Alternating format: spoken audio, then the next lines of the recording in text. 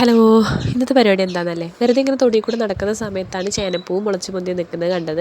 നിങ്ങളുടെ എല്ലാവരുടെയും വീട്ടിലുണ്ടോ ഇതിങ്ങനെ നമ്മളൊരു വർഷം പറിക്കാതെ വെച്ചിട്ടുള്ള ചേനയിൽ നിന്നാണ് പൂവുണ്ടാവുക പറയണം, അമ്മയൊക്കെ പറയുന്നത് കേട്ടിട്ടുണ്ട്. ഏതായാലും ഞാനത് അരിഞ്ഞെടുത്തിട്ടുണ്ട്. ഇത് ഈ പരുവത്തിൽ അരിഞ്ഞെടുത്തിട്ടില്ല എന്നുണ്ടെങ്കിൽ ഇത് നന്നായി വിരിഞ്ഞു കഴിഞ്ഞ് കഴിഞ്ഞാൽ ഭയങ്കര ബാഡായിട്ടുള്ള സ്മെല്ലാവും എന്നാണ് അമ്മയൊക്കെ പറഞ്ഞ് കേട്ടിട്ടുള്ളത്. ഞാനിതുവരെ ആ മണം ആസ്വദിച്ചിട്ടില്ല, എക്സ്പീരിയൻസ് ചെയ്തിട്ടില്ല കേട്ടോ.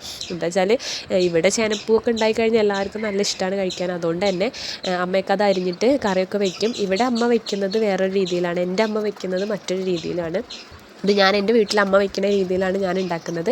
ഒരു ചേനപ്പൂ കൊണ്ടൊരു എലിശ്ശേരിയാണ് ഞാൻ ഉദ്ദേശിക്കുന്നത്. ചേനപ്പൂ അതിന് വേണ്ടി നന്നായിട്ട് കഴുകിയെടുത്തു, പറിച്ചതിന് ശേഷം നന്നായിട്ട് കഴുകിയെടുത്തിട്ടുണ്ട്. എന്നിട്ട് നന്നായിട്ട് അരിഞ്ഞെടുക്കുന്നുണ്ട്. ചേനപ്പൂ അരിഞ്ഞെടുക്കുക എന്ന് പറയുമ്പോൾ നമുക്ക് ഭയങ്കര സാറ്റിസ്ഫാക്ഷൻ കിട്ടുന്നൊരു പരിപാടിയാണ്. എന്താ വെച്ചാൽ ചെറിയ കുട്ടിയൊക്കെ ആവുന്ന സമയത്ത് ഞാനിങ്ങനെ കാത്തിരിക്കുന്നു, അമ്മ അരിയുന്ന സമയത്ത് ഇങ്ങനെ നോക്കിയിരിക്കുന്നു. അതായത് പല വെറൈറ്റി സംഭവങ്ങളാണല്ലോ അതിൻ്റെ ഉള്ളിലുണ്ടാവുക. പച്ച കളർ ഉണ്ടാവും, പല പല കളേഴ്സ് ഉണ്ടാവും, അതുപോലെ പല ഡിസൈനുകൾ അതിൻ്റെ ഉള്ളിലുണ്ടാവും. ചിലപ്പോൾ കണ്ടിട്ടുള്ളവർക്ക് അതറിയാൻ സാധിക്കും. ഞാനിത് പരിപ്പൊക്കെ ഇട്ടിട്ടാണ് ഉണ്ടാക്കുന്നത്. പരിപ്പ് ഒരു 2 പിടി പരിപ്പാണ് ഞാൻ എടുത്തിട്ടുള്ളത്. അത് നന്നായിട്ട് കഴുകി എടുത്തിട്ട് കുക്കറിലേക്ക് ഇടുന്നുണ്ട്.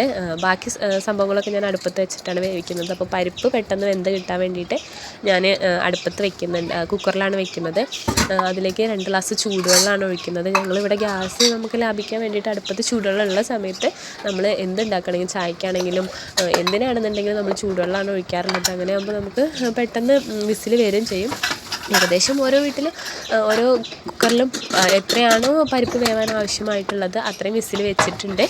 ഞാൻ 3 വിസിലാണ് വെച്ചിട്ടുള്ളത്. എന്നിട്ട് ഒരു ചട്ടി അടുപ്പത്ത് വെച്ചിട്ട് അതിലേക്ക് ഈ പരിപ്പ് ഇട്ടെടുക്കുന്നുണ്ട്. ഇനി പരിപ്പിൻ്റെ കൂടെ തന്നെ ഞാൻ ചേനപ്പൂവ് അരിഞ്ഞതും കൂടെ ഇട്ട് കൊടുക്കുകയാണ്. എന്നിട്ട് രണ്ടും കൂടെ നന്നായിട്ടൊന്ന് അടുപ്പത്ത് കറന്നിട്ട് തിളച്ചിട്ട് രണ്ടും കൂടെ ഒന്ന് സെറ്റാണ്. ചേനപ്പൂവ് വേവുന്നതോടൊപ്പം തന്നെ പരിപ്പും നന്നായിട്ടൊന്ന് വെന്ത് കുഴഞ്ഞ് ഇത് രണ്ടും കൂടെ ഒന്ന് യോജിക്കണം. എന്നാൽ മാത്രമേ ഉള്ളൂ നല്ല ടേസ്റ്റ് ഉണ്ടാവുക. വിറക് ഇടയ്ക്ക് കത്തില്ല കേട്ടോ, അതുകൊണ്ടാണ് ഞാൻ ഊതി കൊടുക്കണമൊക്കെ ഉണ്ട്. എന്നിട്ട് നന്നായിട്ട് മിക്സ് ചെയ്ത് കൊടുത്തിട്ട് അതിലേക്ക് കുറച്ച് ഉപ്പ്, അതുപോലെ തന്നെ മഞ്ഞൾപ്പൊടി എന്നിവ ചേർത്ത് കൊടുക്കുന്നുണ്ട്. ആദ്യം കുറച്ചും കൂടെ വെള്ളം പാർന്നു കൊടുത്തു. പരിപ്പിൻ്റെ കൂടെ കുറച്ച് വെള്ളം ഉണ്ടായിരുന്നു, പക്ഷേ ഞാൻ കുറച്ചും കൂടെ വെള്ളം എക്സ്ട്രാ പാർന്നു കൊടുത്തിട്ടുണ്ട്. ഇനി ഇത് വറ്റി പോകുമല്ലോ, ഇത് വെന്ത് വരുമ്പോഴേക്കിന് അത്യാവശ്യം ഞാൻ നന്നായിട്ട് വേവിച്ചിട്ടുണ്ട് കേട്ടോ. ചിലർക്ക് ചൊറിയും, എനിക്ക് പെട്ടെന്ന് ചേനയും ചേമ്പൊക്കെ ചൊറിയുന്ന ഒരാളാണ്.